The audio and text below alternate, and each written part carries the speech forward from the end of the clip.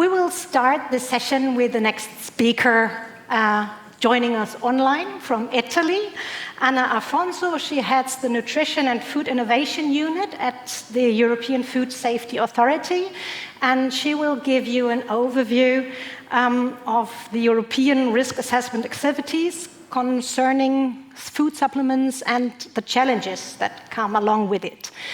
After every speech, we do have the possibility to have questions and answers. So if you want to contribute anything, remarks, questions, just feel free to do so. If you're online, you can do it. You find this little speech bubble icon on the right bottom of your page.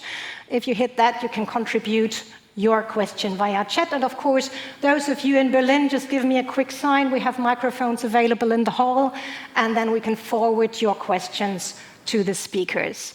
That is, we have a tight time schedule, so we can only have a discussion whenever time allows, but we will try to manage as good as we possibly can. If there are so many questions that we can't answer them all, there is a great opportunity. You can still send them, and they will be answered afterwards and published on the website of BFR Academy. Afterwards, published alongside with the answers, of course. Next week, you can find a question and answer catalog there. So if we don't manage to answer everything today, your questions won't be lost. Okay, let's not delay this anymore. A warm welcome to Anna Afonso. I can see you already. Welcome to Italy. Nice to have you.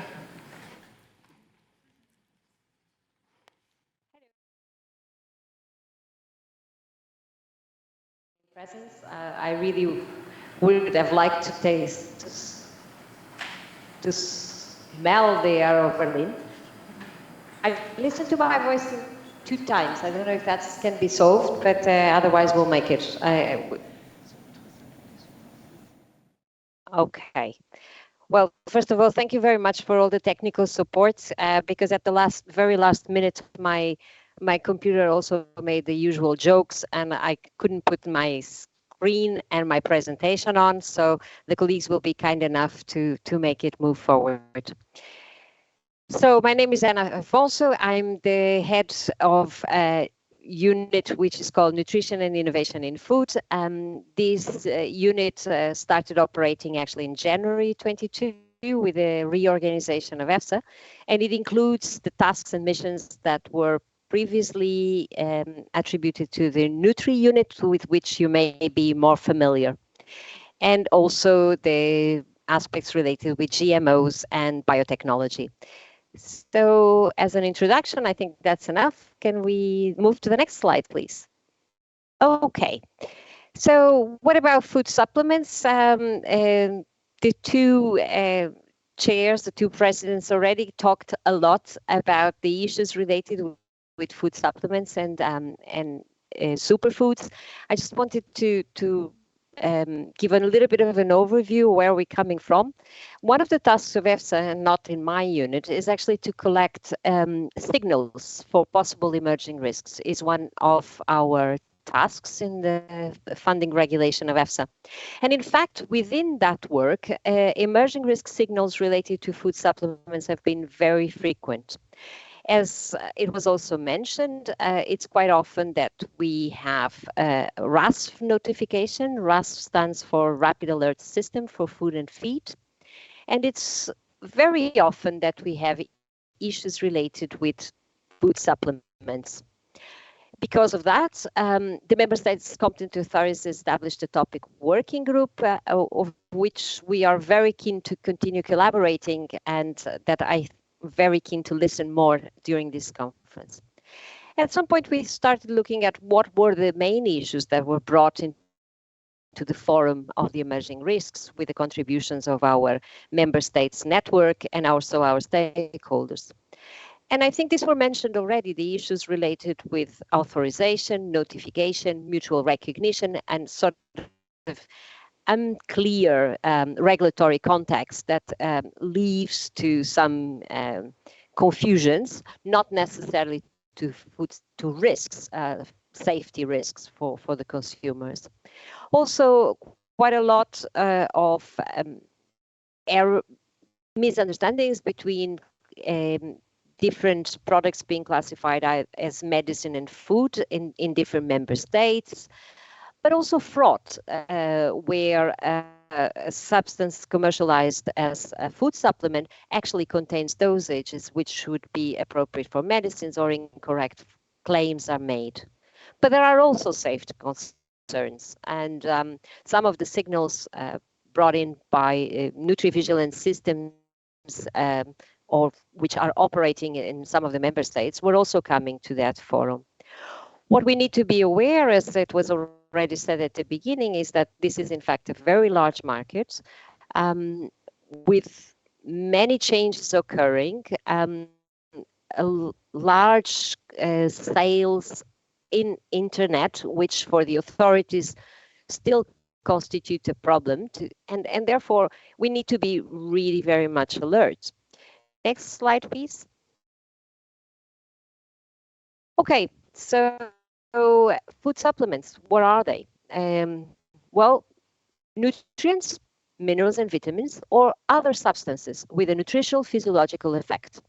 And this is a definition that leaves space for many, many, many different substances. In fact, we believe that there are more than 400 of these other substances, and this is not a very good estimate because it was done a long time ago. But what can it be called as? What is the claims that can be done for a food supplement? Well, they're not medicinal products. They're not there to address disease conditions, but they can be used to correct nutritional deficiencies or maintain an adequate intake of certain nutrients. And of course, you are aware of the supplementation or fortification of certain foods, which are implemented at member state level for addressing specific problems of public health nature. Next slide, please. So this is going to be talked a lot during, I think, the day of tomorrow. But so just a little bit of an overview on the regulatory framework. As it was already said as well, food supplements are considered as foods. And the principles in the General Food Law, the Regulation 178, apply also to these products. And it also is stated that the responsibility for the safety of these products lies with the food business operator placing the product on the market. Okay, so where do we go from there? There is, in fact, a Food Supplement Directive, the 2002/46. And within this directive, we have two annexes. One of them represents the list of vitamins and minerals, and also their sources. However, as it was already said, the addition of substances other than vitamins and minerals is only partially harmonized in the EU. Now, we also have a series of sectorial legislation, and sectorial legislation, I'm going to try and talk a little bit about novel food regulation, but also the regulation 1925 on the addition of vitamin and minerals, this regulation is also called fortification of food. And of course, some other aspects that could be considered when we assess food supplements could also be covered by Regulation 609 on foods for specific groups. I'm talking about, for example, specific supplements that are added to infant food or special groups like pregnant or lactating women. But it could also, some of these aspects could also be included as food additives. So next slide, please. I just brought this little bottle here. It's called vitamin D mushroom powder. And the bottle looks a little bit like a medicine, but it's not. And it also could be considered as a supplement. It's actually a vitamin D mushroom powder that could be added to other ingredients. but it could also be considered as a food supplement itself, taken on a separate form. In reality, this particular product was assessed by EFSA as novel food because the method used for enriching the mushroom powder, I'm going to call enrichment between commas, is actually irradiation by UV. And that means that it's a new technology, therefore is covered by the novel food regulation. Now, when we do a novel food assessment, I will talk a little bit more about it, we're actually looking at safety aspects. Instead, if we were doing it within the health claim regulation, we would be looking at their efficacy. So just to give you an example of some of the issues related with regulatory aspects. Next slide, please. So just to sum up, food supplements, the responsibility lies with the food business operator. I already said there's no EU harmonized approach, although in some cases related to, in some countries, the placement on the market requires a previous notification to the EU member state competent authority. There is, in fact, no EU harmonized minimum or maximum levels. And again, for the use of other substances, and I'm going to refer to the case of botanicals in particular, national provisions apply. So where do we go from now? Next slide. Well, let's talk a little bit about nutrient sources. So between 2005 and 2009, EFSA carried out a comprehensive assessment of the substances used as sources of vitamins and minerals in food supplements. This was done under the scope of the directive, and I'm just focusing on vitamins and minerals for the moment. For the new substance, if there is any new substance that can be used as a source of vitamin and mineral, an application has to be done to the European Commission. An assessment by EFSA has to be conducted. And once that assessment is completed, an update of the list of permitted vitamin or mineral substances can occur. But I note we're talking here only about vitamins and minerals. Next. So what happens with the other substances? So I said Annex 1 refers to vitamins and minerals, which may be added to foods. Annex 2 refers to vitamin formulations and mineral substances, which may be added to foods. So the case I was talking about in my previous slide. But what about the others? Well, for the others, as we said, we don't have a harmonized procedure. So these substances can be commercialized. But what about if there is a safety risk? Well, in that case, there are procedures under the regulation 1925 on additions of vitamins, minerals, and other substances, fortification of food, that can be activated. If the Article 8 is activated, there will be a particular substance will be called into Annex 3. And Annex 3 is composed of 3 parts. The first part is substance whose use in food is prohibited. The second part, B, is substances which are under restricted conditions. Or a part C, where it's called under community scrutiny, meaning that for a period of time, data will be collected, will be presented to EFSA, and eventually an assessment will be revised, conducting to that substance to be under one group or the other. Next slide, please. In fact, EFSA has been conducting a series of mandates under looking at certain other substances. From 2013, we looked at yohimb, ephedra, hydroxyanthracene derivatives, for example, the ones coming from aloe, green tea catechins, monocolins from radish rice, alpha lipoic acid. These are the group of other substances of which safety concerns were raised by member states, and they came as mandates to EFSA for a further assessment.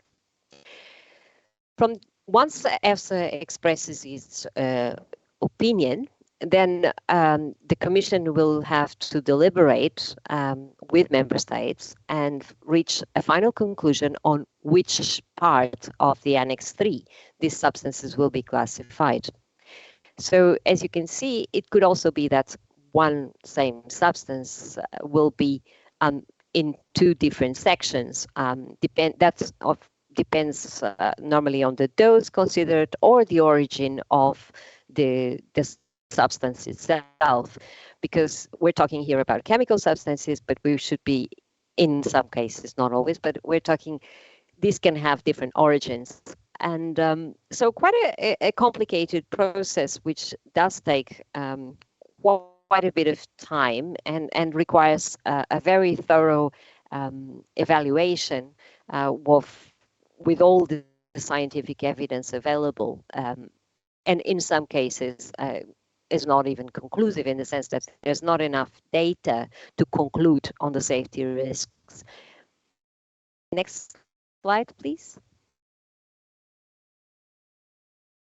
Okay, so let me go back to novel food. So what is a novel food? Because it is relevant for food supplements. So a novel food is a food or ingredient that has not been consumed to a significant degree by humans before 1997. In fact, it comprises these four categories that I have on the right slide. Next slide, please. The number of novel food applications that has arrived to EFSA has been increasing exponentially, as you can see in the slide. And only a fraction of these applications indicate that they are priorly used exclusively in food supplements. However, it is likely that some of the other categories could eventually become food supplements.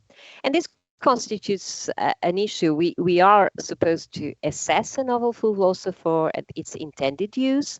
However, we know that products in the market can have sometimes different interpretations.